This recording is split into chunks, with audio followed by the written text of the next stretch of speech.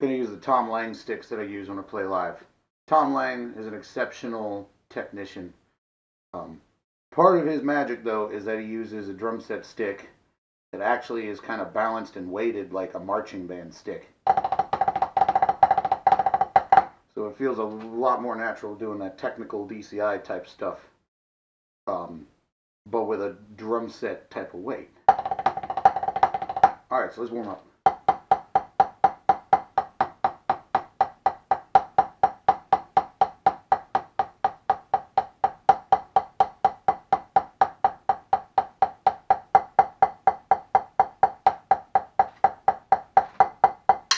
Alright. Yep, look, that happened.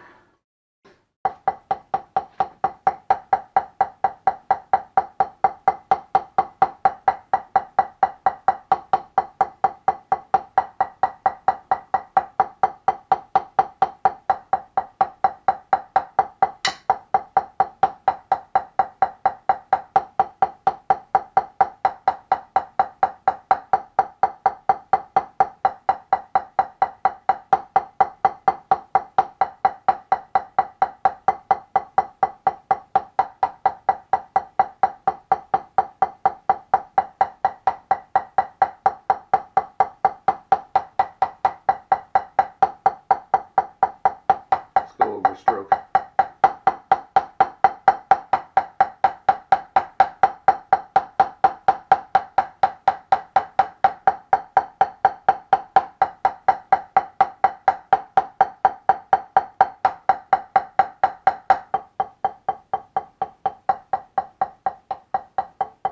Gravity stroke.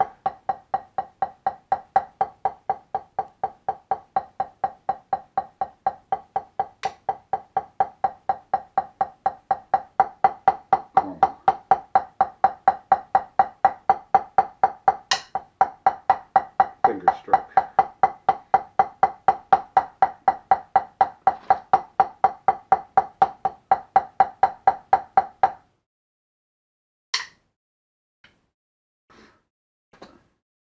So there's different stroke levels. We normally think of them as soft through loud, but I was starting to think of them in different terms because there's a normal full stroke,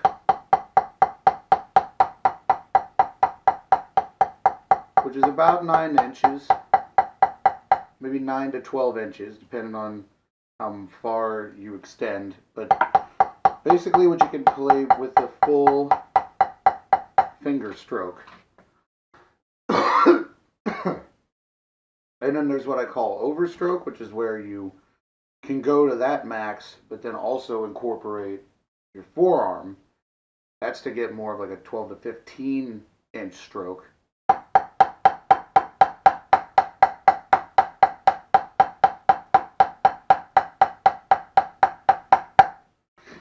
Looks very different and works differently than finger technique.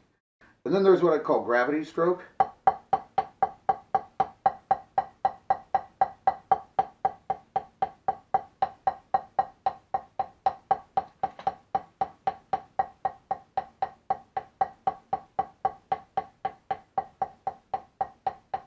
That's putting just enough pressure on the stick to keep it bouncing, just enough to keep it moving. It's sort of like a mezzo piano level, but also good for getting down into pianissimo, which actually requires a little more, the same finger, but more pressure in the fulcrum to get it lower. This is basically the most open, soft sound you can play, and it's just like dribbling a basketball. Just 3 to 6 inch height, just enough to keep it moving, just enough that it goes, and this is where you can get your most speed, and that's why it's important to really develop this range, because you're going to get used to compressing to get diddle accuracy up in that range. Has to be here rather than trying to do some crazy exaggerated overstroke, which is another skill to work on.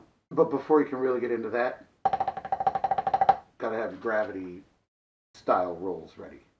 Now I know the gravity roll is already a name for when you do like the single-handed rolls. I can't do that. It has zero application to the music I make. Time those things apply. So This is literally about using gravity to motivate the stick almost as much, if not more, than your fingers. Just enough pressure on the fingers to let the stick work with gravity to realize its own potential, and that's how you get. And the thing is here is keeping the tension out of your hand and keeping your awareness of the stick high. Also not letting it fold too much in your grip. The thing is here is like the stick is slowly creeping back like that. Ideally, you keep a nice fulcrum like either right between the words or right before the words. I find right before the word is like the perfect spot. And then getting the consistency between both hands is also a matter of finding tension and releasing it.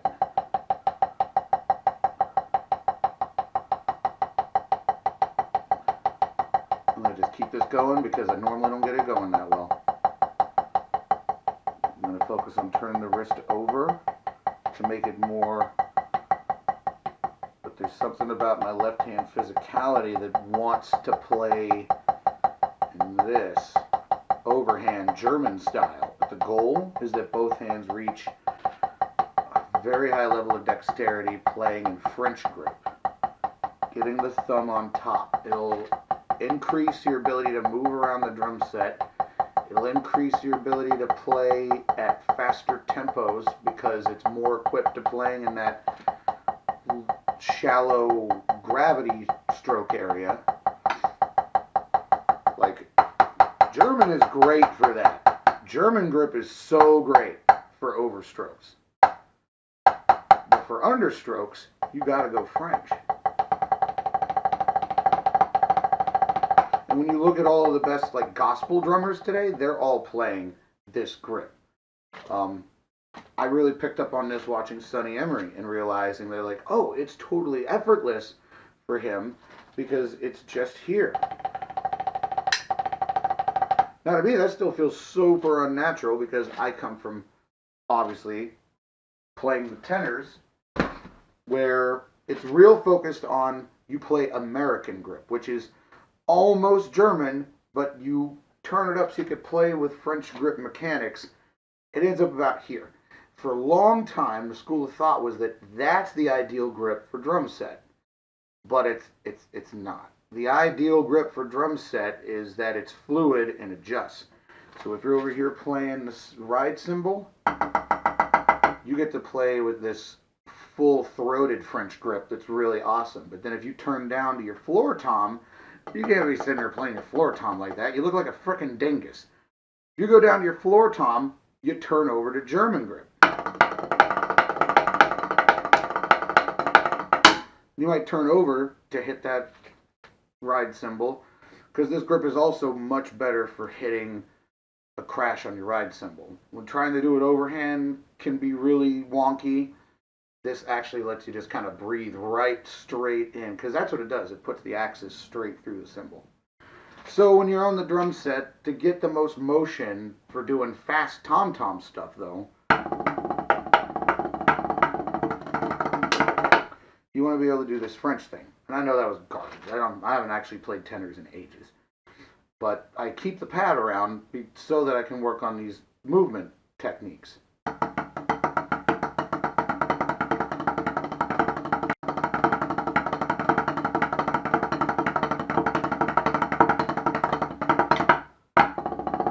Like that's an idea that I don't think is musically usable in any way.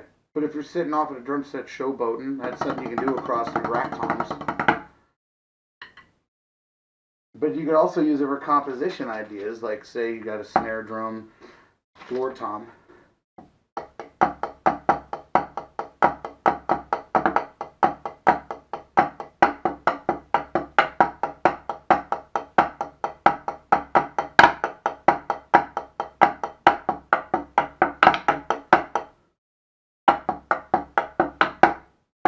I don't even know what that sounds like, but it's just an idea that you can explore on the drum set, and maybe you'll find something that's cool to do with it. But to get to these ideas, like drum set involves using all the grips. German, American, like a French gospel grip, and kind of fluidly moving through them depending on the situation. Each piece is, after all, its own instrument. We think of the drum set as a collective instrument, but each piece is its own instrument that needs to be played its own way. You can't hit the floor tom exactly the same way you hit the snare drum. You can't hit your ride cymbal exactly the same way you hit your China cymbal.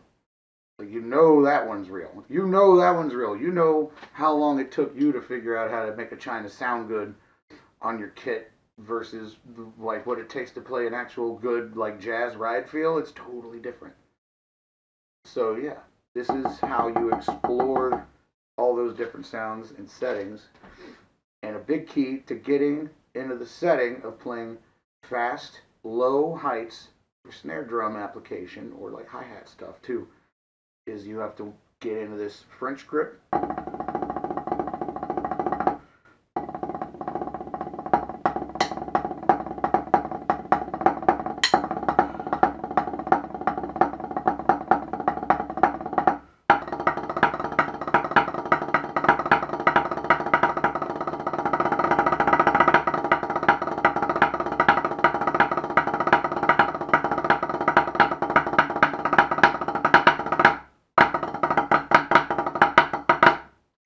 So it lets you get that accuracy at those low levels, and that's your best pathway to getting that same speed and accuracy at more normal levels.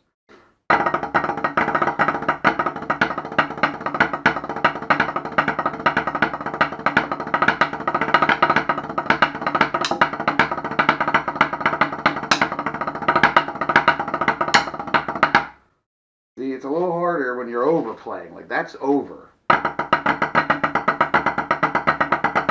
That's an overstroke. But we're trying to get down into more.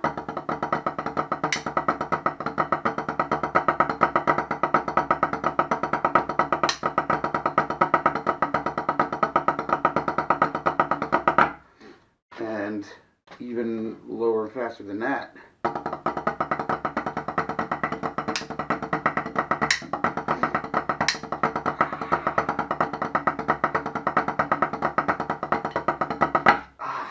See, it's hard, can be done. And I feel like once I identify more of the tension, like this puts a lot of tension, this back arm here. And I feel like there's a way to put more of that into my fulcrum to get it to just be like.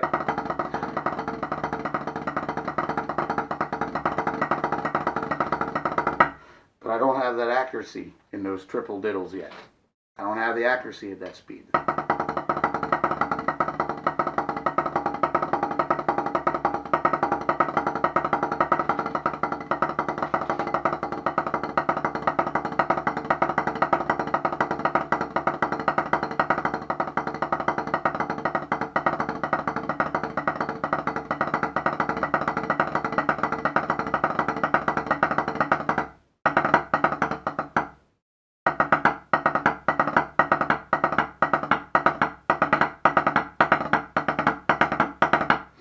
I'm having so many problems there.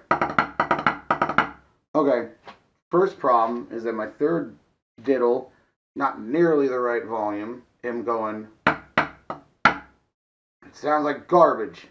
It sounds like garbage.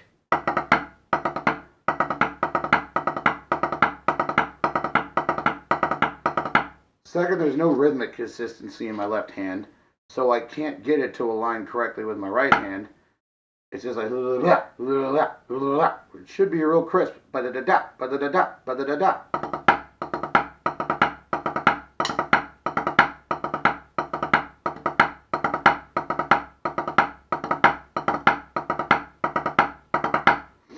This is the kind of thing that most drummers will be fighting like the rest of their lives. There's some prodigious drummers that are just like, oh yeah, I'm practically ambidextrous. And they just, both hands just hit it right. But for most of us, we have to identify these inconsistent problems and either focus on them or ignore them. And it's like,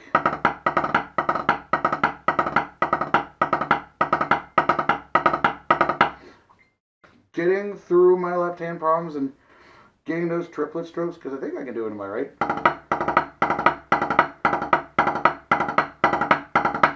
right hand sounds pretty damn good. Still kind of missing a little bit of the sauce on that third diddle though.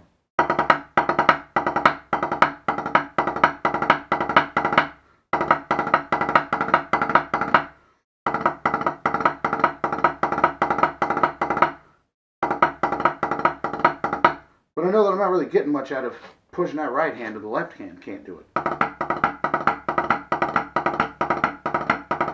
Although doing a little visualization in the right kind of helped with it.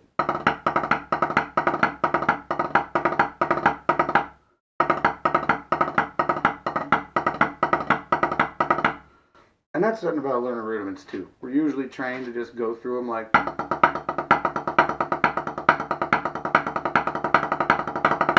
but we should also examine them as there's the right hand one and the left hand one. See, I can't even, See, that shows that there's a dominance problem there. Very right hand dominant on my parados, because this I do all day. I think I should still be able to do this. I can, but it's a lot more like conscious